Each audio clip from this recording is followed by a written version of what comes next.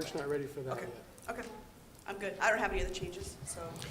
Barring any additional discussion and accepting the removal of 7D, motion to pass the agenda as stated. I'll second. We have a motion and second. All in favor? Aye. Opposed? Motion carries. We are now at number 2, call the public, but unfortunately, I don't have any blue cards. So y'all are a quiet group out there. So we move on to 3, superintendent's report, and we're going to start with, I'll start. okay. Thank you, President Knorr. Members of the governing board, is this working? It doesn't sound like it's on. It just doesn't want to work tonight. Mine doesn't work that well either. Maybe we can share. Okay. Oh, yeah, I can do that. So, I'd like to start tonight with Rotary Students of the Month, and I'm not sure who is doing that on behalf of Rotary. Mr. Roush.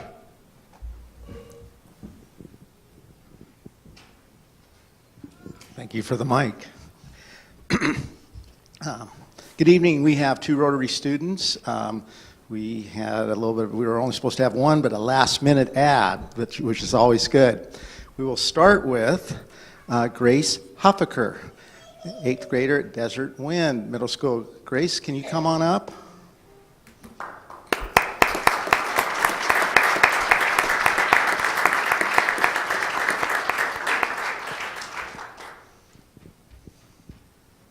Congratulations. Would you mind just standing here for a second? Thank you. We'll talk about you a little bit, embarrass you. Grace is the daughter of Mr. and Mrs. Huffaker. Her teacher, Miss Johnson, nominated her, and Rotary has been told that she is a very good student. It's reported to us that Grace is always prepared for class and that she makes a stellar effort to understand concepts that are presented and what will be coming up next. She has very good work habits that are reported as impeccable. Grace stays on task and turns in assignments on time, is polite, respectful to all teachers and to her fellow students. If a clarification is needed, she always asks in a polite manner and earnestly wants to do well and have accurate information and understanding all the scientific concepts. Like a business manager, too. It's reported to us that she is a model student. Mrs. Vila says Grace is a respectful and kind student. She's always willing to lend a helping hand to her teachers and peers. Academically, she strives to always do her best and puts forth effort into all of her work. Grace creates a high-quality product that is suitable for sharing with other students that need more assistance or need an example to follow. Our Rotary Club is also told she is usually one finished with an assignment first and with her best effort. It is said that she has pride with everything she does and is a true example of Tiger Pride. Thank you. So if you don't mind, just standing over there for a second. Okay, our next student, our ad at the last minute, Ada Carr. Ada.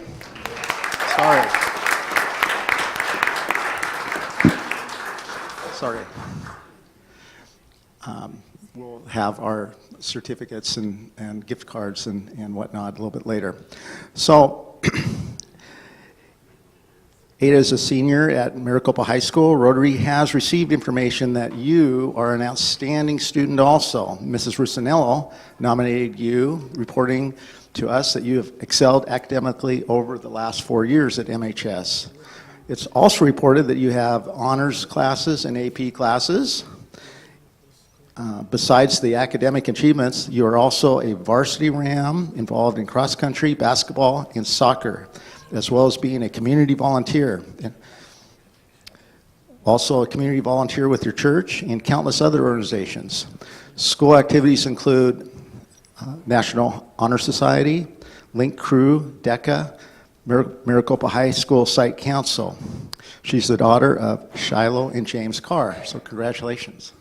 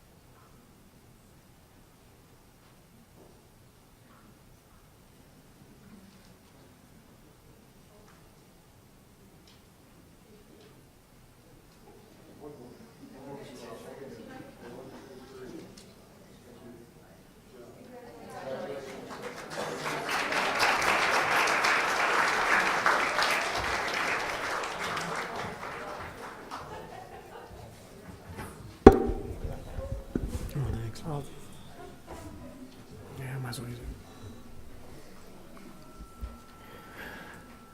So next up is a nice tradition we have in Maricopa Unified School District for the last couple of years. We've had what we call Ignite presentations that have been presented by teachers and principals. And sometimes we do these on our back-to-school meeting, or we've done them at board meetings before. A little feedback. But it's been a while. So I'll stay further from the mic. And anyway, it's my pleasure to introduce tonight Catherine Persitz, Maricopa High School English teacher. So Catherine, it's all yours.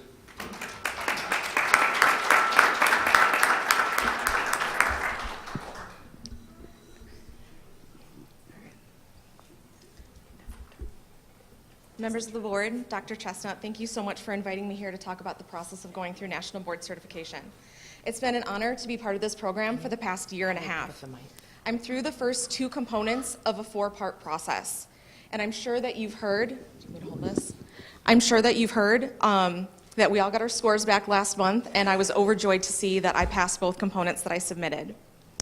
There's an incredibly important, incredibly aggravating fill-in-the-blank sentence that every National Board teacher has stuck in their heads. It's this one right here. Because I know, I do, which impacts my students because. We look at this sentence time and time again, and we answer it in different ways almost every single day. In my first few years of teaching, I would have said that my because I know statement said something like, because I know my content, I lesson planned for days and weeks, and we had a plan. I was going to stick to the plan, and that was going to impact my students because I had a plan. And it didn't matter what the plan was, it was there, and that was going to impact my students, period. And you can imagine how well that worked out for us. It wasn't great. But National Board has been one of the things that has helped change all of that.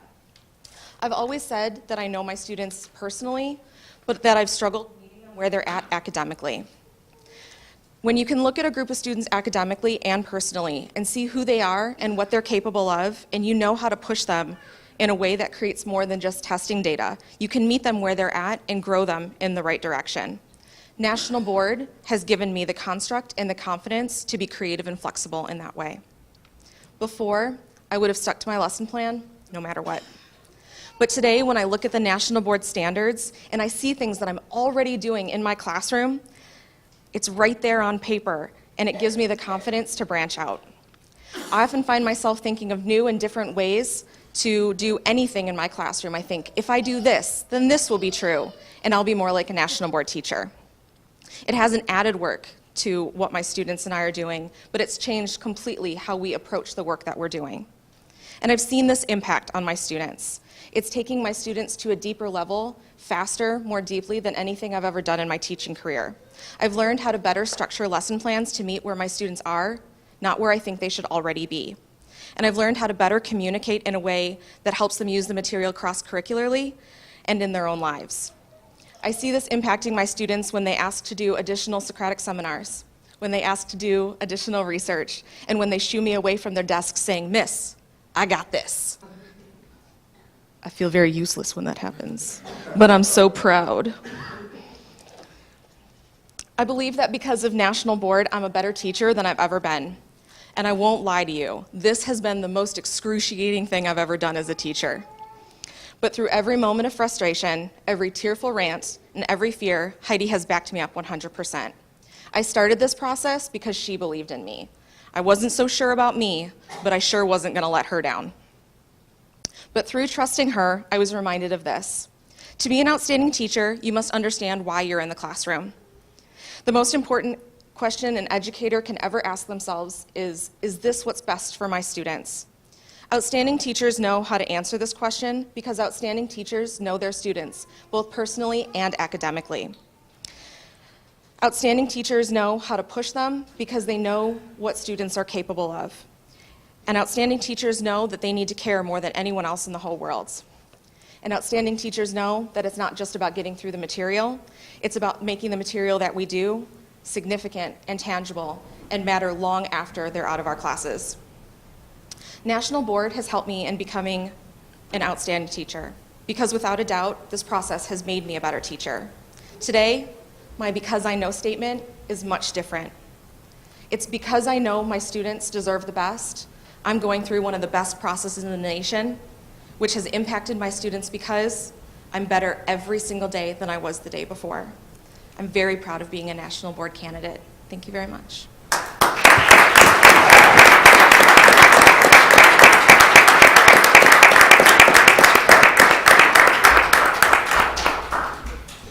Thank you, Catherine. Thank you, Catherine. We're very proud of our National Board Certified teachers that have achieved that certificate, and we're very proud of all the teachers that are pursuing that certificate. We have 43 candidates right now pursuing National Board certification. There's only one other school district in the entire state that has more National Board Certified teachers pursuing that certificate. So we're extremely proud of them. The project is led by Heidi Vrattel, who is currently assistant principal at Maricopa High School. She had been our professional development coordinator for a number of years. Now she's in a different role, but she continues to work with the National Board process, and we're very proud of her and the work that she's doing as well. A couple other things to report on. On the 19th, we announced some administrative updates. Very proud and excited to announce these. Brian Winter will serve as principal of Maricopa High School beginning on July 1st. He's currently our district athletic director, does a great job there. He's been our dean of students and comes with a lot of experience, about 10 years of experience as an assistant principal at several different high schools around the state and really in a couple other states as well. 20 years of classroom teaching experience. So we're very excited to have him begin that work on July 1st. And of course, he's in the middle of it right now. His office is located at Maricopa High School, but Mr. Rick Abel is continuing as acting principal and for the remainder of the year. And so there's a bit of a transition going on, but it's a good one, and we're really excited to have Brian in that role. And it's really nice to be able to announce that Thad Miller is the permanent principal at Maricopa Wells Middle School. I use that title facetiously, and I actually meant to change it before this meeting, and I realized I didn't. That was for the benefit of the principal's meeting, but he had been acting principal. We're very pleased to appoint him as the principal beginning on the 19th, and he'll continue in that role next year. He's been at Maricopa Wells for many years as assistant principal, science teacher, and it's great to have him in that role. Big news that we'll come back and talk about again at a future meeting, but on the 20th, our students from Maricopa Wells and Desert Wind were at the Future City Regional Competition and achieved first place for the team from Maricopa Wells, Team Innovakia, if I'm pronouncing that right, I'm not sure. And second place in the state went to Team Juntos, and we're very proud of them. That's our first 1-2 sweep. We've won the state title before, but never had a 1-2 sweep. The first place team will get a chance to compete at the Nationals in Washington, D.C., and we'll have them at a future board meeting to celebrate this with them. But very proud of the great work done by those students and teachers, and congratulations to them. Today also is the 100th day of school, if you're counting that type of thing. I think most of the elementary teachers in the room probably know that, because they tend to count this stuff. But it's also a big day in school district business because state of Arizona does a lot of financing of school programs based on our 100-day count, and our enrollment is now at an all-time high of 6,908. So a lot of growth over the last 6 years. We expect that number to continue to grow, and we'll be breaking 7,000 soon, I'm sure. Typically, our enrollment tends to start dropping just a little bit in January, February. It usually peaks around November-ish. But this is the first time we've had a peak in January, and this may not be the peak. We'll have to see what happens next month. On Saturday, the 27th, the second annual MUSD Job Fair will occur right in this room from 10 a.m. to 2 p.m. Mr. Beckett is the brains behind this operation, and this was a smashing success last year. We had a lot of candidates come in for both certified positions, teacher positions, but support staff, classified positions as well. And we do screening interviews on the spot, and we are looking for good people to work for MUSD. And we're gearing up for next school year. That's the focus of it, teaching positions for next school year. But we invite anybody with any interest to come in, have a screening interview, get that process started and rolling, and it's going to be a lot of fun. It was a bigger deal last year when we had to hire 50 additional teachers because of the passage of the override. But those 50 teachers are still here. But still, we typically have 30 to 35 certificated teaching openings each year, and so there's still a lot to fill. And so we want to get started on that early. And then on that general subject, I don't want to spend a lot of time on this slide. There's a lot of numbers up there, but these are the open positions. So if you just go to the bottom line, the first column, you can see we're projecting 10.5 new positions that we need to fill, and that's just in general education. The second column is new ESS, that's exceptional student services. At this point in time, we know that we need one, I think that number is wrong there. It's actually supposed to be 3.5. See, I can't even add, so that's not good. And then we have, at this point in time, we only have one teacher not returning. Now that number will go up. It's early in the year. So see that I counted wrong. I'm not having a good night here with my slides. So the number is 15 positions that we'll be looking for at the job fair that will be specifically focused on.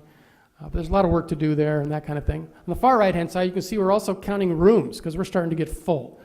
And those are the available rooms right now at those schools.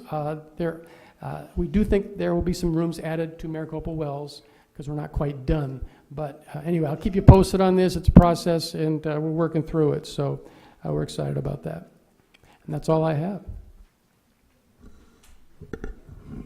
Thank you, Dr. Chestnut. We'll now move on to governing board reports. And I guess we'll start at the end over there with Mrs. Catray. Cool, thank you. I don't have a lot to report other than the fact that I did attend the regionals for Future City.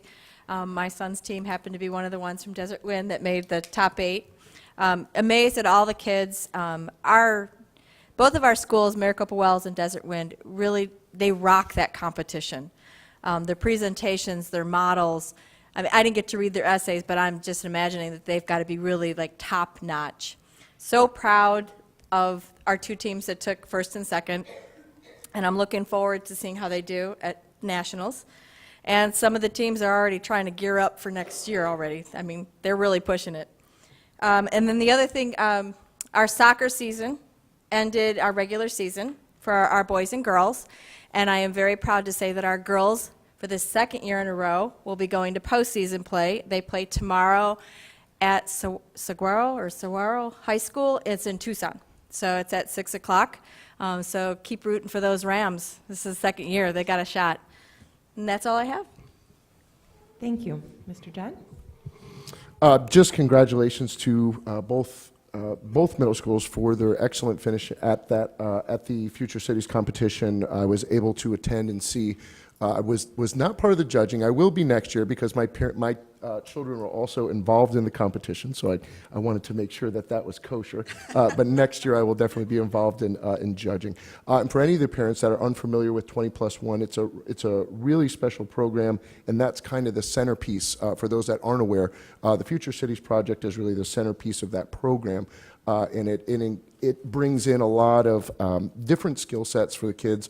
It really gives them the ability to get up in front of individuals and present something that they have been engrossed in for months. It's very special to them, and it's a real centerpiece to the 20+1 project, again, for those, program for those that aren't aware. So a lot of effort goes into it from the kids and parents, for that matter. But it's something to behold if you get a chance to go out and see the judging. They do an amazing job with that project. So congratulations to both schools. That's all I have. Thank you. Ms. Anderson? Okay, I have a few things. Yeah, of I'll course. make as quick as I can. So last night I had the amazing privilege and honor and just a great experience being able to be the pronouncer for the spelling bee again. So we had 16 students, 4th grade through 8th grade, and we went 11 rounds. So it was, at one point when the last 2 were going back and forth, it was kind of a white knuckling it. So it was a great experience. I love doing it. I think this is about the 8th year I've done that. But I wanted to announce our winners, and then hopefully we'll have them maybe at the next board meeting. Parents didn't quite have enough time from last night to get here tonight. But the winner was from Maricopa Wells Middle School. It was Lexi Nordoff, and she's an 8th grader. The runner-up was Wyatt Clark, who was a 5th grader from Pima Butte Elementary School. 3rd place was Ramsey Henney, which is a 7th grader from Desert Wind Middle School. And then the alternates are Hassan Akua, which is a 4th grader from Butterfield Elementary. and we had Milagros Arquia, a fifth grader from Maricopa Elementary, and then the other one was Joseph Rusinello, who is an eighth grader at Maricopa Wells Middle School. So the kids did a fantastic job. I just enjoy it. So if you ever get a chance, we had a packed house. If you ever get a chance to come out and see it, we've really improved over the past 8 years. I probably was more nervous than the students. I had to study my spelling words and know their origin and part of speech and definition. So it was really good for me. I enjoy being able to learn that and do that each year. I also wanted to remind our teachers that they actually have a voice in this district, and it's important that the district office and the principals and even the parents understand what teachers' needs are. And the way they can do that is by attending the Maricopa Education Association meetings. They're after school at Saddleback at 4 o'clock. And really, that is the place for your voice, because with Budget Committee coming up, we're meeting the end of January. This is an opportunity for you teachers to come together and put together a list. So if you have not attended one of those meetings, I would highly recommend it, because teachers' voices are extremely important for the decisions we make up here as a board member. So I want to encourage you to please attend those meetings and hear your voice. You are a professional, and we want to make sure that that respect is given back to you. So the next meeting is going to be February 20th. At Saddleback Elementary. So please make note of that. It's very important that we hear your voices. And then all the board members, I know that Colonel Kirksey sent out an email invitation for the May 16th. The JORTC does a ceremony for the lost missing in action soldiers. If you have not been to this ceremony, it's absolutely amazing. If you want to really take pride in your country, this is the place to do it. I cry every year because it really does hit home and remind you how amazing it is to live in this country and to be an American citizen and to be here with the rights and privileges that we have. And so I wanted to put that out there, that if you have not attended, and those that have not attended that are watching, it is May 16th. It's at 6 o'clock at the Performing Arts Center. And it's a very formal ceremony that the ROTC does with all the branches of the military. So Mrs. Coutre went with me last year, and it was amazing. So, like I said, I just wanted to put that out there. I know it's early, but calendars fill up fast this time of year. So I would definitely encourage you to try to attend that. These kids are amazing. So I think that's it. That's it? I know. Okay. Thank you for your report. And I just have a couple things for my report. Dr. Miller and I were able to tour Desert Winds Middle School with Dr. Chestnut last week, and or maybe it was the week before. Anyway, in the last couple of weeks, we toured Desert Winds Middle School and got to see all the amazing things they're doing out there, and they really are doing some great things. We got to see the 20+1 program and the booming band and drama program that is growing faster than we can keep up with, but that's a good problem to have, and we're looking forward to working on that. So it was a great tour, and Principal June Sly did a good job taking us around and explaining to us what everyone was doing and where the opportunities are and where the challenges were. So it's always helpful to have that information as we plan for next year. And finally, I am attending the Arizona School Board Association BOLTS training next week. Oh, good. So that I know what I'm doing up here as president. So I'm really looking forward to that. Hopefully my next meeting I'll have this down pat, because I'll have that training.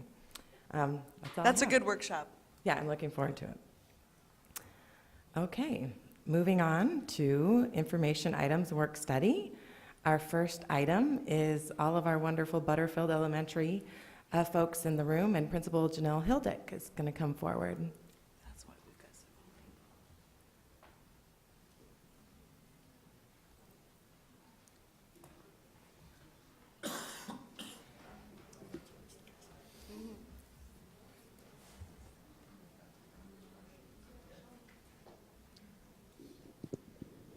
So,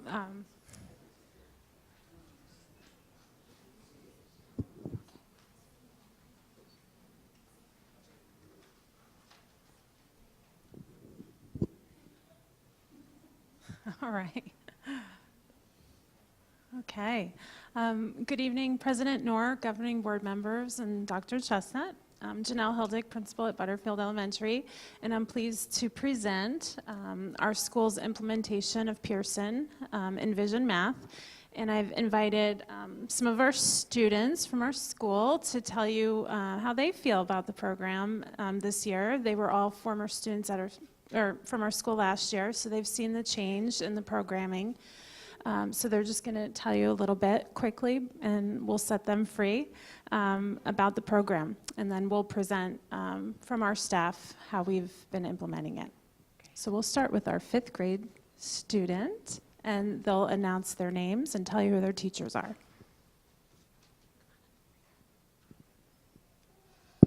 My name is Maddie Gooden. I am in 5th grade at Butterfield Elementary School. My teacher is Mrs. McMullen. My classmates and I thought of 3 good reasons why we really like the Envision Math books. Reason 1, we like the characters. Reason 2, we can write in the books. It makes it easier, but it's a bit too small to show your work and write. Reason 3, it's a bit challenging, but it is a lot of fun. Those are my 3 reasons why my class and I enjoy the math books. Thank you.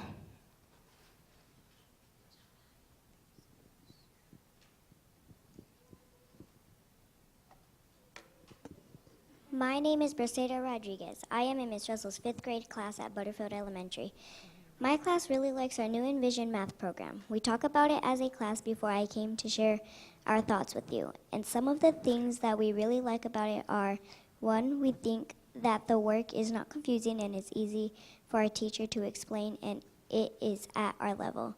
2, we start our lessons with the solve and share, and we are able to see that there are different ways to solve the problem. 3, the video is pretty cool too. Sometimes we like to try to solve the problem before the video.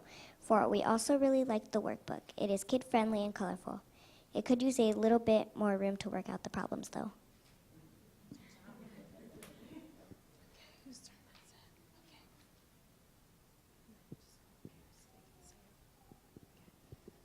Hi, I'm Nevaeh. I'm a 5th grade student at Butterfield Elementary. My teacher's name is Miss Sansoni. We love our school and all the lessons we get the opportunity to learn. However, math is my absolute favorite. Here's what we do. First, we take out our math and vision books, and Miss Sansoni puts on her video that corresponds with the lessons. My classmates and I love this because we get excited and ready to learn. We wish there were more room to work in, but other than that, it's a great curriculum. Thank you.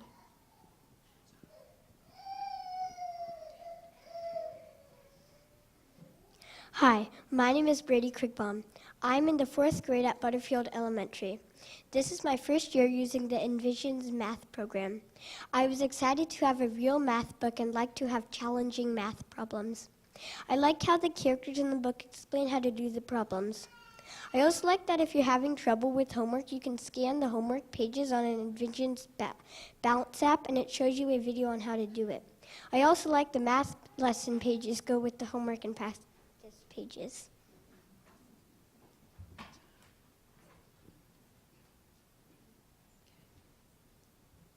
Hi, my name is Annalisa Barias. I am in Mr. Bailey's 3rd grade class. The reason I like my math program is because it is challenging and it breaks it down for me in easy to follow steps. I like this math book very much.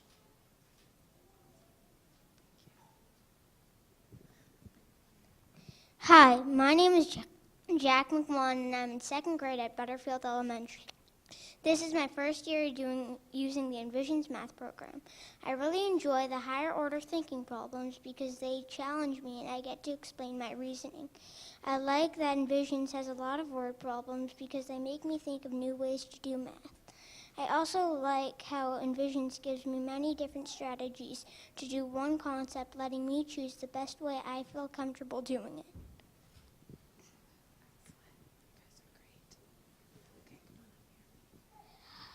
Hi, my name is Rose. I'm in Mrs. Boison's 1st grade class, and I like math because because the characters can show the problems of different strategies, how to do it. And I like the pictures because they're colorful and it's really easy to understand and do. And there's stuff that we can do, and I like the videos because it can tell us what to do if we don't know what to do. Good job, Rose. Really good. Hi, my name is Cameron Romero, and I'm in Mrs. Thatcher's first grade class. And what I like about my math book is that we have our own math book and the characters, and that the pages are easy to do.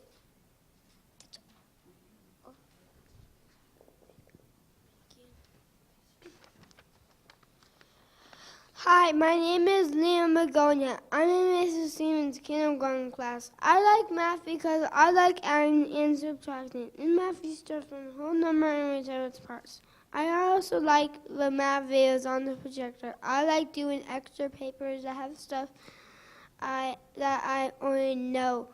I like the math games we do. We do games on the projector and the carpet. It is fun. Excellent job, students. You're amazing. Good job. You guys can sit down. You did awesome. Thank you so much. They all got a free shirt for participating tonight. So thank you, parents, for bringing them. And students, you were awesome. Thank you so much. Great job, guys. Yeah. Thanks for coming. You guys did great.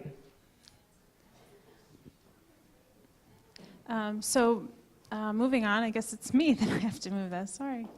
Okay. So we're going to start talking about how we implemented Envision's math this year. So I'd like to hand this over to Mrs. Jenkins, first grade teacher. Okay. Well, as you noticed, all the students talked about the videos. They all unanimously love the videos. One of the things that we are implementing this year is more visual learning. Secondly, solve and share. So a lot of them are getting into groups and they're talking out their word problems and coming up with solutions. The other thing is guided practice, and this program is great because it has that piece so that we can teach it. Also, there's a video to teach it again if students don't get it, as they kept mentioning. And then there's independent practice. So they then have a chance to do their work. Next, there's lots of manipulatives. And as you know, kids are so concrete, they need the manipulatives. We do math talks, so that helps to solidify number sense. And then we have supplements that we use outside of also that program. We bring in things. Games, as the kids said. The program has games, but you have 20 students. Sometimes you need to add a little bit to it. Other things that we do is we do instructional rounds, multiple grade level PLCs, and that's just the teachers meeting at their grade levels to discuss what works, what doesn't work, what could we do differently. We go over our data. Next is leveling of students. So that's usually 3rd through 5th. And they just take a time to break their students according to the data into groups and then give them that extra instruction that they need. And then lastly, data days to use our data to help to drive our instruction. Okay. Thank you. Right up. Next, we have our progress. First, our students are better able to explain their thinking. Our students are using more academic vocabulary. And our students are learning more strategies to solve story problems. Next up, we have our school city data. But before, I just want to make sure I explain it. So our pre-test that we have up there, it ranges from 0 to 16% of our students on the first test that they took, passing. So that was all of the standards that they needed to know by the end of the school year. So you can see where we had to go. Our mid-year test, it's not apples to apples. It's not the exact same test. So it's really hard for you to, or even for us to even understand exactly where our students are at. But that's the data that we have to show you up there. The mid-year test just had the standards that we currently were teaching that semester. So as you can see the results, everyone made growth in all of our grade levels, somewhere between 20 to 58%. But we wanted more, so we went back to our classrooms and dug into our data to see what was there. As soon as they were able to open up the test questions, that gave us a lot of information. My teammate out there, her and I from the computers across the room were discussing what we found. Some things that I would definitely encourage all of you to get a test so you can see exactly the type of problems that our students are taking. Take some time to look at it. Some things that we found is that some of our academic vocabulary in Envisions doesn't match the academic vocabulary in School City. So that was something that we are aware of, and that we try to make sure that we're incorporating both sets so our students are not stumped when they get to the question, so they understand it. Something else that we found is that, just to give you an example, 5th grade, they would say A through G, and they would say which of the following results in 2/3. So each one of the problems might be multiplying fractions, dividing fractions, adding fractions. So they really have to do 7 separate problems. If at the end they found 4 that matched 2/3, but there were really 5, they wouldn't get any points. So that was heartbreaking for us because we wanted to see where they were at, but not earning any points, that really dropped us, you know. So there are a lot of things, and we're hoping that the next test we can even dig deeper and see more. So next year we would love if it was the same test, because I think it would be easier to compare. So I get to follow up after Mrs. Impleman there.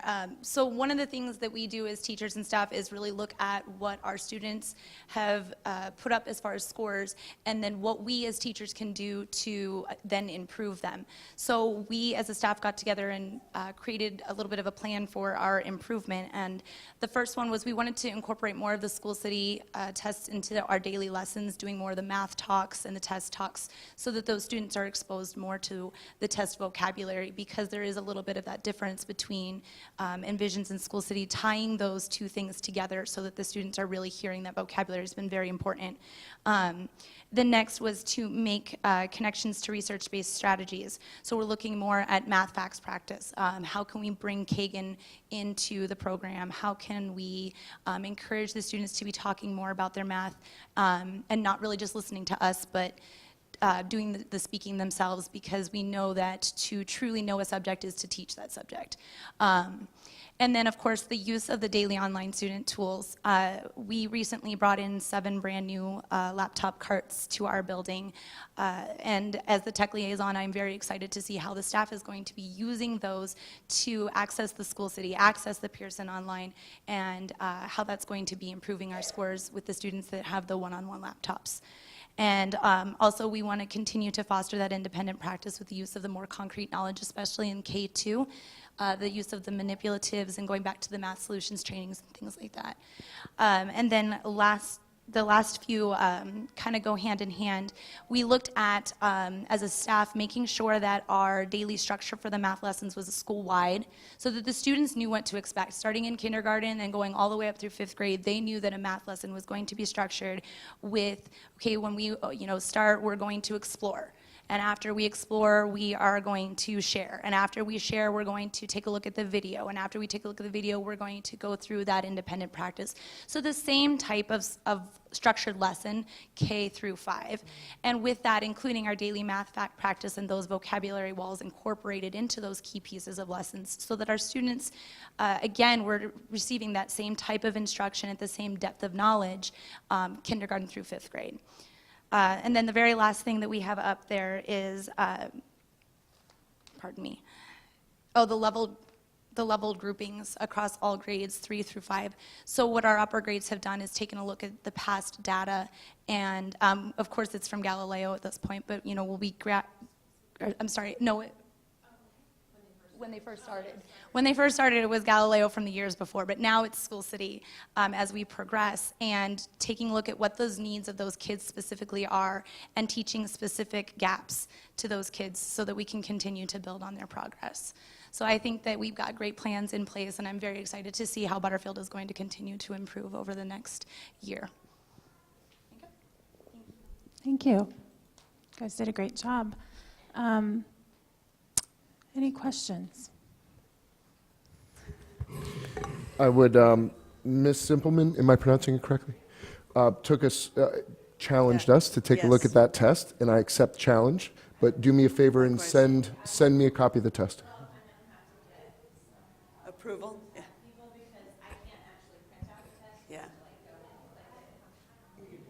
So maybe you can send it to How the- about this, in any We'll way, get you a shape, or copy. form, get us access to Yes. it? We might be able to- Because I figured that might be tough for us without being, I would like it without the answers. Oh, wow. Send But I us am two gonna take you emails. up on the challenge that you laid at our feet, but we will need access to it. It would be tough for us to access it otherwise. And I think the best way to probably do this, so we don't have to put this on her, is to ask Dr. Chestnut to send the whole board Yes, that a the test, information. and so that we all get it and can review it, because I think it'll be helpful for all of us. So thank you. That's a great idea. Sure, fifth. First- what first grade? grade? Is it? First grade? Fifth grade. Whichever you originally intended. I think kindergarten to School City. I have a kindergartner, and they send some mock practice tests home so the kids can learn, and you guys will be amazed at what those questions for those kindergartners. Yeah. So I think kindergarten and fifth, that'll be good, be on each end of the spectrum. I have a question. It may not be for you necessarily, but it seems that one of the hurdles that we're coming across is the vocabulary, the way the testing is done in School City, our benchmark testing. Is there a way, do we have control over to manipulate that testing so they can get partial credit for a 4 out of 5 question? I think that's something we brought up at our VLCs today, and we also brought up talking about maybe a 5th grade teacher going in and actually looking through the bank and picking the questions that. So we do have control of that? We ask the same question to Okay. Okay. So, Dr. Chestnut, is that something that you could maybe inquire with our department to find out? I think that's important, especially, we want the teacher's input, and if they're getting questions and they're getting a 0 and they got 4 out of 5 right, that doesn't seem like a really good benchmark, and that's what we're basing our data on. Well, and I think the kids too. Yeah. They want to see improvement and success so that they feel like they're learning and they're capable, so. Absolutely. I also like how we're getting the benchmark results in terms of a pretest. Was that the statistics that you were showing with the pretest that showed the 0 amount of children meeting the standard as the pretest, and then moving forward to the first quarter and showing that increased amount? Is that how we will see all the benchmarks? Yeah, that was the mid-year, so then the next assessment will be for the whole Okay. entire year, so all That's- the standards I measured. think it's helpful to see it in those terms because it shows the growth throughout the year. Right. And correct me if I'm wrong, but when we were seeing benchmarks previously in Galileo, it was about the amount of kids that should be meeting a standard, the expected amount of children that should be meeting a standard at that point in the year. And if you looked at it in a linear fashion from Q1 to Q4, it wasn't showing growth. It was just showing what was the percentage of kids meeting the benchmark standards, the expected benchmark standards by that point. Right. And I think this is a much better way to show the data because it's showing where a kid starts at the beginning of the year and then how many are going to eventually reach those goals by the fourth quarter. And it's a much more logical way of showing that data. That midterm test though only gave us, it only tested the students on what we taught them. So The pretest was the whole year Was combined? everything. The Yeah. entire year standards. how much they grew, because that's how many met those. But I would rather see that because you are teaching them that and they're being they're being tested on what you're teaching them. And I think it's very misleading to anyone that looks at the data to expect students to be reaching certain levels when they haven't been taught the information yet. Same thing happens at my school. It just frustrates me, and I'm sure at a certain level it frustrates the kids. And they should be being tested on what they've been taught, and we should be seeing the results of that. So I think that's a much better way of seeing the data, at least in my personal opinion. So I appreciate the way that that's being presented. Mm-hmm. Any other questions? Yeah, I have a couple questions, a couple comments, a couple questions. So I just want to say I've been in Mrs. Jenkins' first grade class, and I wish I were a first grader. So, I mean, you've got phenomenal teachers in your whole school. We do in the district, but it was it was a pleasure to visit in there. And I actually was impressed because I did hear every single one of those students who spoke use the vocabulary from the curriculum. So it's working. And even in this short amount of time. Yes. So that is very encouraging to me. I know that our students at this age are like sponges, and they really do want to learn as much as possible, but it sounds like they're excited about the possibilities that the curriculum has to offer. Absolutely. So I was impressed by that, and I wanted to let you know. I want to know, and you probably don't have an answer tonight, but on computers and technology, I know that that's something that your PLCs are talking about, is it going to help to have a one-on-one computer ratio, or is it going to help? So I just would like maybe just some feedback after you come up with a plan and see what it is, and because I know we struggle with making sure we have enough computers and laptops, and that's something that I know we as a board are very passionate about since we've invested the money into the curriculum, that should not be an issue at this point. So I would just like some information after you discuss it in your PLCs and see what you come up with, because that is a very curious little note in the back of my brain that keeps me awake at night. I do know, before we ordered them, I did get feedback from the teachers. That was one thing Dr. Chestnut asked, that I get a vote. We received the money from the results-based funding from Governor Ducey for our results from 2016. So before we spent any of the money, I got the feedback from staff, and they all wanted those laptops for them. And they did say, if they had the choice between, say, a smart board or a one-on-one laptop, they'd prefer the laptop, especially with the math curriculum. Well, and now that we're getting the English curriculum as well. Yes. I mean, there's so many online tools that are available now. So, well, like I said, I'm curious to hear what you've done, and thank you for listening to your staff. Yes. And actually making sure that their needs are met, because I think that as an administrator, you're torn in several different places, and I appreciate you listening to your teachers.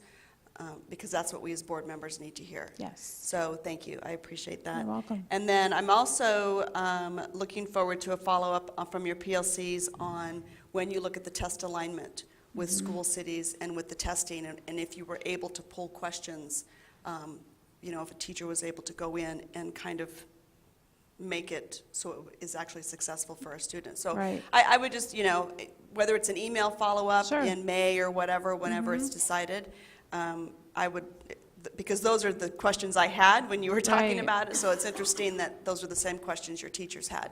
So I would just like to know what you came up with, because I want our kids to be successful. Absolutely, and that was one of the things I put in there, the word walls in there, because that was a common theme that I was hearing from teachers too, is that the vocabulary used in School City was much different from, what's being presented in Pearson and Vision. So, bringing those different terminologies on, the more they learn, the better for them. So, if we could put those words up and say, here's a picture of what it means, and these are all the words that mean that picture, just so children have that association with the visual too. Yeah, constant visuals is, we're human beings. I mean, I need that. I've put sticky notes all over my house. Absolutely. Post-it notes, man, they're getting rich off me. Yes. But anyway, so I just appreciate the presentation. It was very informative, and it's encouraging. Yes. So nice job. Thank you. Yeah, I want to echo Member Anderson's comments. You guys did a great job, and I think you brought up something you didn't mean to, but this is the first time Butterfield's been here since you got the results-based funding from Yes. Governor Ducey's budget last year, and I think you all deserve a round of applause for getting that, because not a lot of schools got it. It was No. a top 10% Right. in scores and growth, and so I think we need to give them a round of applause. absolutely. for that. Thank you. Keep up the good work. And it's being in this job for over 20 years and working in a lot of Title I schools, it was always, hey, we always feel left out. We never get any extra money, or you have to be a failing school to receive the money. So I think this was really excellent that our achievement was finally recognized. Correct. So, Absolutely. Well, and thank you for sharing, because we always wonder, how did they spend that money? right, exactly. So thanks for sharing that Yes. you actually spent it on something Yes. teachers wanted that's Right. going to impact our students. That's right. So, Yep. awesome. Yep. Thank you so much. Thank you for being here. You're welcome. All right, our next item is 5B, and I think Mr. Beckett is going to discuss the aggregate performance classifications of principals and teachers for 2016 and 17. Yeah. Well, thank you. And it This looks was- like a popular subject here. Oh, yeah. Thank you, President Noor, members of the governing board, Dr. Chestnut. You have some information in front of you tonight, hopefully that'll help to explain a little bit the reason why we're having this report. Tucked away in the State Board of Education's powers and duties is this little caveat that comes clear at the end of a very long paragraph. In that paragraph, it says, school district governing board shall discuss a public meeting at least annually in aggregate performance classification of principals and teachers. And so what I have done is I have attached two different documents to the agenda item tonight. One is simply giving you a breakdown of the teacher scores as they fall into those four performance categories, and then also a principal evaluation results, once again, related to those four categories. We have been doing this for 7 years in the district here, and again, I apologize. I was not aware that this was an annual report that was supposed to be taking place, and I'm not even sure whenever that language got inserted. But obviously, this will be something we'll be doing from here on out each year to make sure that you're aware of what those aggregate scores look like. And I'll take your questions at this point in time. My question is, I'm sorry, did I cut somebody off? No, I said any questions, go ahead. Oh, yes. So the teacher evaluations were done by our evaluators, correct? Which is who? That includes our principals and anybody who we've approved as a qualified evaluator. As an That's evaluator, correctly. okay. And then who evaluated the principals? Dr. Chestnut. That was a pretty quick hand raise, Dr. Chestnut. Okay, that's all I needed to know. I mean, it's interesting to see the results.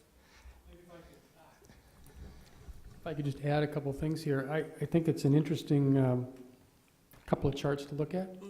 And as you know, it's a new teacher evaluation system in our state for about the last 3-4 years. And we had a couple different choices that we could choose. We chose the Danielson model. The Danielson model is really based around the idea that it's extremely, extremely, extremely hard to be rated highly effective overall as a teacher or as an administrator because there's multiple domains. And Danielson herself writes that, teachers should visit highly effective regularly, but they aren't really expected to live there because it's such an aspirational level, and there's always something to improve, even for our master teachers, right? So that's kind of the gist of it. And I want to make sure everybody understands that. We have a lot of outstanding teachers, and they have several domains that are rated highly effective, but their overall rating might not be highly effective. And so it's kind of a new way of doing business, and it's kind of on purpose, right? I mean, we have had in the past, as a profession nationwide, it was true in Washington, it's true in Arizona, where we kind of check the boxes and everybody's rated effective, and that was pretty much the end of it, right? And now it's more of a growth model where we are trying to get teachers to continually strive to improve, and as a result, it's harder to reach that highly effective level. And that's the same with principals. We have some awesome principals. But I think it's a good change, and I think it's really resulted in some really good dialogue between principals and teachers during that process, which is really the most powerful part of it all, I believe. And same way I'm having those similar conversations with principals, I think better than in past years. So I like the new system, and I just wanted to give a little background on that. And just to go along with that, you're looking at 78% of our teachers that are falling in those two top categories, which is a terrific number. President Noor. I have a question. Mr. Beckett, for those teachers, obviously this is last year's data, but for those teachers that were like partially effective, do we have a plan in place? I mean, obviously you have this data way before you're presenting it to us now, so when this data is coming in, what are you doing with this data? What are your plans to get them from partially effective to effective? And I wish I could be definitive on these answers, but I can tell you that this information is a combined effort between both the teacher and the principal. They're in dialogue. They're going, if there's a performance plan and growth plan that needs to be put into place, it's put into place. But I'm not sure if you've ever seen one of those evaluation instruments, Yes, but there I are have. multiple pages, Yeah. and it's a very in-depth. I believe a teacher who's obviously concerned about their practice or has questions about it is going to have plenty of answers from that dialogue that they're having with the principal. So I think this is probably as effective tool. I've been in education for over 30 years myself, and I remember some of the evaluations that I had. This is by far the most comprehensive and process that I can ever remember happening for our educators. So are you tracking then the data from like this, from last year like to this year's for those teachers to see how they're growing? We have all of that data, yes. That'd be cool. That'd be cool to see in a couple of years the trend. I would like to see the trend of how those teachers are progressing from the statuses.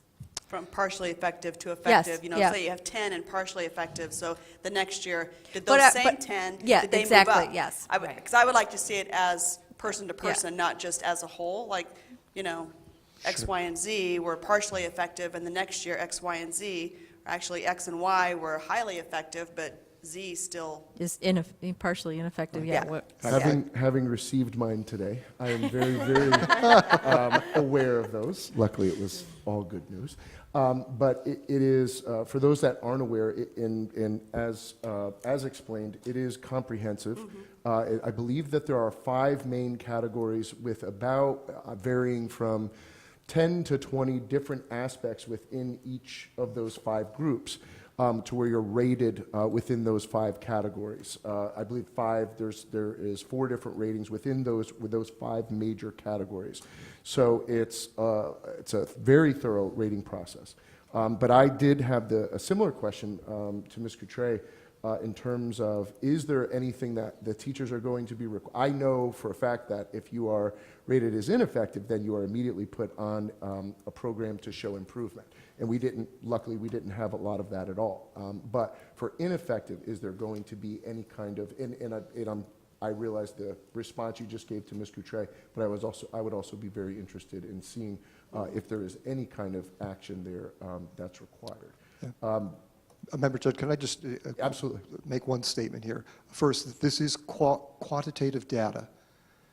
The state of Arizona does not allow this information individually to be released to anyone. Sure. The only thing that we would be able to release if the school district was asking for information on a teacher or a principal. No, just to be clear, I'm not requesting any kind of specific in terms of, like you said, quantitative data, a snapshot of the district. Correct. Not in any way asking for any kind of individual teacher data. Thank you. Right, so in terms of that question, for next year, so this year you had that percentage of partially effective. You take those people, you don't tell us who they are, but you tell us how many of them are still partially effective, how many of them moved to effective, how many, maybe they moved to, highly effective. Not person by person, just as a percentage of who was still here. Because there's also going to be turnover. It gives us an indication that there's being some kind of movement made within that group. Right. And like I said in just a second, it's not at all looking at an individual teacher, but showing movement from one group up to the next. Yeah. We do have. I'm sorry. Go ahead. No, go ahead. We do have some data, obviously, from prior years, so that we know exactly how many teachers we had in the ineffective, partially effective, effective, and highly effective categories for the last 7 years. But again, I'm not sure we will be able to have that data. We'll have to probably do some additional work to actually break that out by teacher. And again, we'll just have to figure out a way how that's going to be reported in an effective manner. Right. Piggybacking on all of this, I guess what I'd like to know is, bottom line, is our improvement plan working for those teachers who are not effective or partially ineffective? That's the bigger question, is our support for our teachers who need the help, is it correct? And if you see those teachers are moving up, then okay, we can say, okay, yeah, our improvement plan is working, or if they're not, then it's like, okay, well, maybe we need to rethink what we're providing for our teachers. So that's why I would like to. Sure. It's just Statistically, it could be self-reflection. done really easily. It's the total percentage of teachers in that category in a year-to-year basis. So if we're seeing a lesser amount of that partially effective number reducing, we know that the plan's working. So it's just a snapshot of the categories of those teachers, and we see that second lowest tier is starting to slowly reduce, and there's improvement being shown. Well, I can tell you from the last 7 years, 1% is the lowest ineffective number we've ever had. Yeah. And Mr. Beckett, and we don't know the exact data on it, but I would venture to guess that in the high school and those partially affected teachers, that many of them are probably participating in our mentoring program. There are first-year, second-year teachers that have mentors, and so I would imagine that those scores would probably improve having the mentor with them. And I think it's a given that our typically brand-new teachers to the practice are going to be following in that partially effective range, and actually we are okay with that. We understand they're still growing, and that eventually, after that third year, I think that's kind of the watershed year we're looking at for a teacher improvement. They should be following in that effective category at that point in time. Yes, I agree. Thank you. Thank you. Any other questions? Thank you very much. No, thank you. Okay, that moves us to 5C, review monthly financial report for November and December 2017. Mr. Rausch?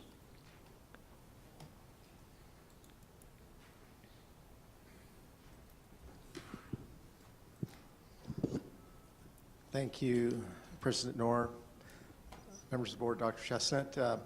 We have November and December. We're kind of catching up here, and November we're featuring on the cover some GSA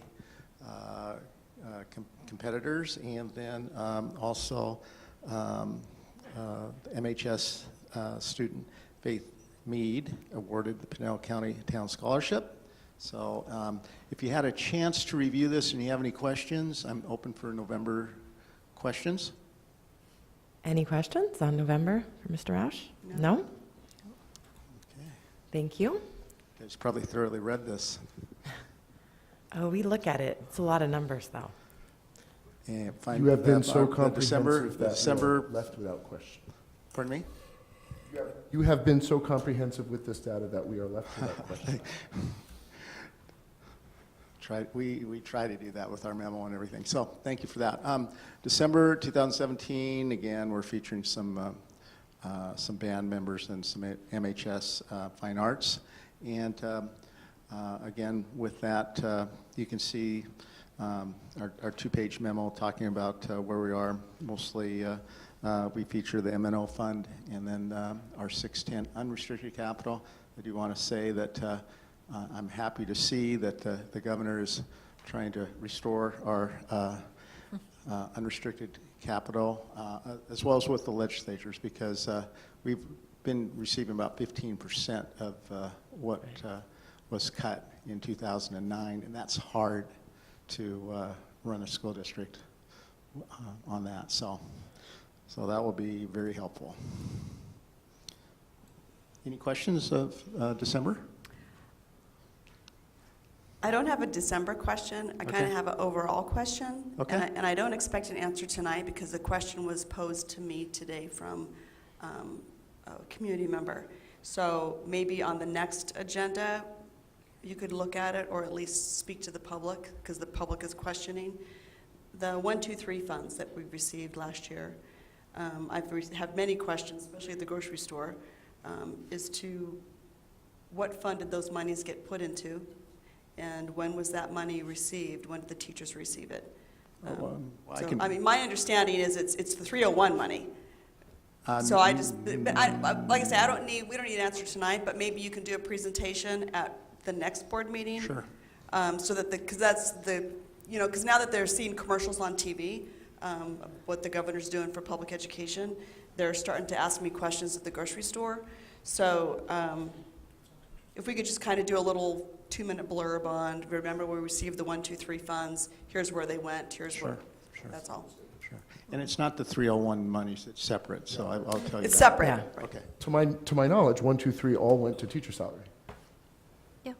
Well, I can detail that out. The 1, 2, 3 money was given to school districts for not keeping up with inflation. So we made a decision as a board.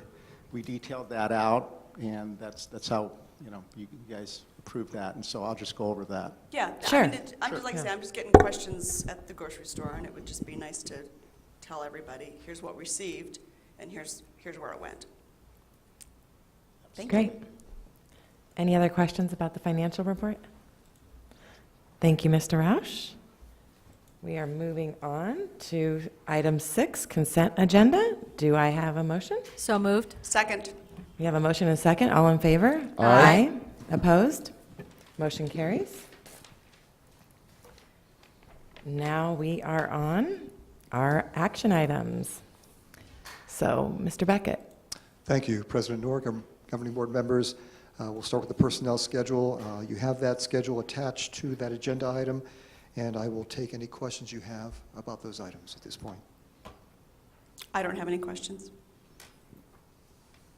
No questions? There's a motion? I'll motion to approve. I'll second. We have a motion and a second. All in favor? Aye. Opposed? Motion carries. 7B, discussion and possible approval of the 2018-2019 work calendars.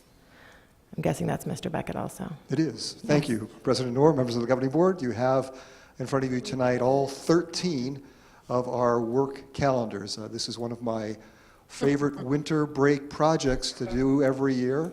And so we have a number of different employee groups that have different calendars that they work under. And it's my job every year to try to reconcile all those. We then use these for our payroll purposes. And these are passed out to all of our employees during contract work agreement time so that they know when they're supposed to be showing up.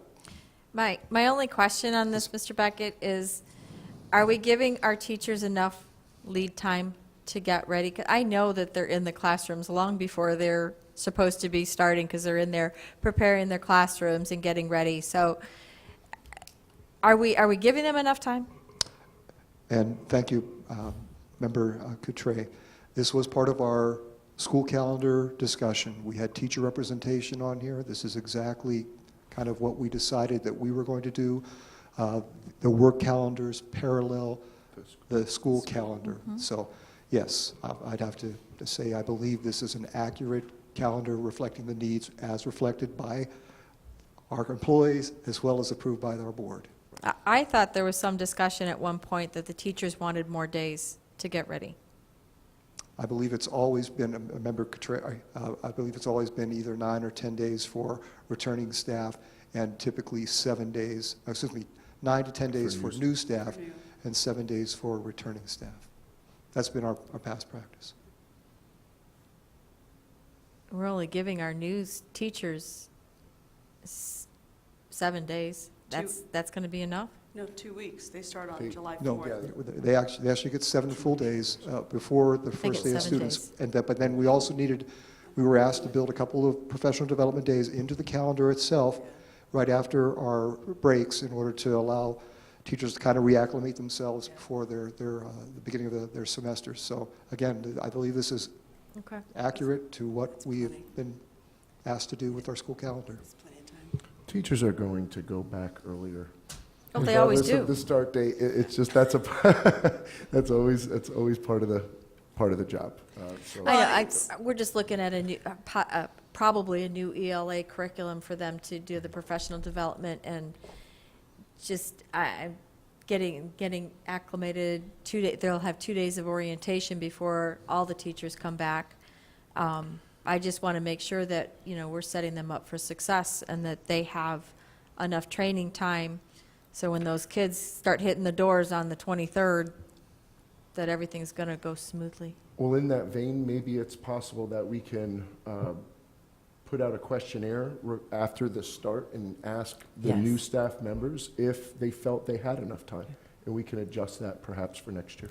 And I think that's a good point. I think because we are already changing our calendar so significantly for this next school year, to change that component, I mean, would put some people coming back to work on the 4th of July possibly.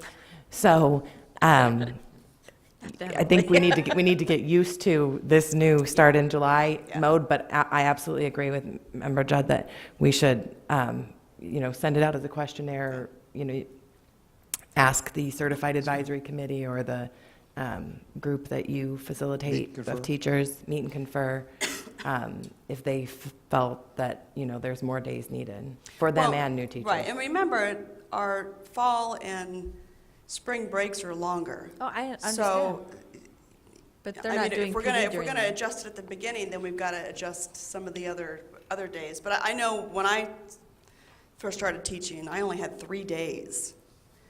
It's like, jump in, it's the way it goes. So I'm thinking, wow, 7 days, it's a luxury. So. Any other questions?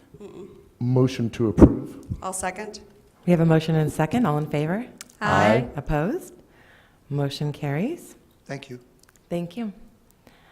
Item C, discussion and possible approval of changing the time and location of our superintendent search meetings that were previously scheduled. So the wording of this is a little strange, but we discussed this at our last meeting of getting this on the agenda, and I think I looked at our schedule of meetings, and I think the only place where the public will be involved is the March 26th community forum to meet the finalists. Right. And so I think that's maybe what we need to focus on if we want to start that at a later time to allow people to get down the 347. Because I was late to the last community forum trying to get down the 347 because there was an accident. So if I was, there's other people in the same boat. Or even just getting home in time with the traffic. So what is your input on the timing for that forum? And I believe we're meeting... We're 20, we're looking at the 26th. Yeah, we're only looking at the 26th because that's the only the time the community. community's involved. Well, I have that we're starting at 6:30. So is that what we're talking about? Do we want to start at 6? I don't think we can do it earlier. I think that it takes too long for people to get down 347. So I think at the very earliest would be 6:30. I'd like to see it at 7. I would like to see it start at 7. Now, I know that's going to be a very long night for us, but I think it'll give the community a better opportunity to participate if we start it later. 6:30, if there's an accident, they're not coming. They're not getting into town. Anybody else have any input? I'm good either way. I just think if we start at 6:30, those that can get there at 7 will get there at 7. But if you want to, I think the only problem is if you come in late, you're at a disadvantage because each person is presenting or speaking. And so if you come at 7, but it started at 6:30, you only get to see the last 2 candidates. And then you're like, why didn't they hire 3, but they never saw 1? And so then it kind of skews people's ideas about, I think with this forum in particular, they need to see everybody. And the way ASBA does it is they kind of do a round robin. They'll start with one, ask a question, then they'll start with a different one and then ask a question. So they'll do a round robin when they do it. But it is very important that everyone hear from the beginning to the end. Yeah. I'm fine with 7. If you think that 7 is better for people traveling, I'm good with that. So is there a motion? So, location. We also had talked about, is this the best location, or do we want to actually be in the community and either do it at City Hall or rent a room at Copper Sky or at one of the middle schools or some other location where the community is? So that was the other topic that came up during the community forum last week. Is this really the best local Venue. location? That was the only I question. believe so. I think we're center kind of in the middle of all the schools. When you look at where we're at, we want this to be televised. We have everything set up here to be televised. We can open up all these rooms and fit quite a few people in here. I would be surprised if it got that packed, but I really feel that it needs to be televised, and it should be here in the district office. This is where we do our district business, and this is an extremely important for us to do. And when we come back after being in executive session to make that announcement in open session, we really should be doing it with our TV audience as well. At least record it so it can be broadcasted on YouTube. Right, so that is a good point, that we will have an executive session following that. Yeah, I was just thinking wherever Yeah. we're at, we would absolutely have to come back here to have our executive session. Right. So, But the watching it on our Either way. YouTube channel, I think that might be a important part of the process. So people who can't make it here, let's say 7's too late. 5:30 would have been great, but 7's too late. They can watch it on TV. We can't. I'm good. Going out and going to a different location may prevent us from broadcasting it live, but it's not going to be an issue to be able to record something and Right. post it. Well, That's- not all of our schools might have the capacity to do that, to record Do you it. mean record what we're doing and then later broadcast Yeah, it on YouTube? to have the I would mics. certainly hope that we have the capability to do that. I could do that with my phone. With the phone. Well, but we want a little bit better I'm just quality saying, than that. it's not a difficult thing to do. The only difficult part of it would be doing it live. Yeah. I Yes. like the idea of Copper Sky because it is in the way of the public. People that may not have even attended to come will see it, walk by, and what's going on, and they stop in, and we end up with more people involved in the process. But that's my 2 cents. And I think that before we make a decision about moving the location, we need to find out if they have the capacity to take us, not only just space, but with the proper setup and the proper acoustics and the proper mics. Yeah. Because if you hold a forum and nobody can hear anybody in the audience because they don't have the setup, then it's pointless that we moved, because it's And they may actually not have a room detriment. big enough. Yeah, Copper Sky probably doesn't have a room big Because enough. I know it's cut up into smaller conference rooms. So I'm just throwing it out there because it came up, so I just wanted to have the discussion. So. Oh, it's good discussion, Because, absolutely. like I say, that was the one thing, is they're like, well, we're at practice or whatever, so Right. I'm just bringing it up. Bringing it up for the discussion. Oh, Steve just suggested the PAC. We could do it at the PAC.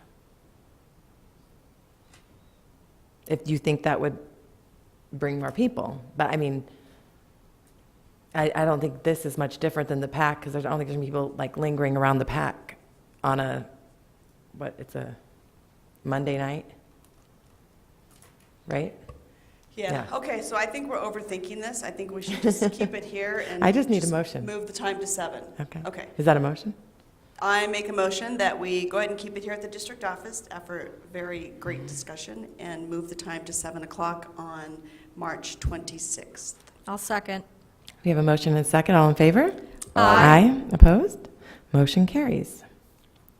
So everybody in TV land, please be here at 7 o'clock on March 26th to meet the finalists. Or watch it on TV. Item 7D. Oh, no, we got rid of that one. So, item 8. Motion. Do we have a motion to adjourn? Motion to adjourn. Second. Motion and second. All in favor? Aye. Opposed? We are now adjourned. It is 7:53 p.m. Nice job.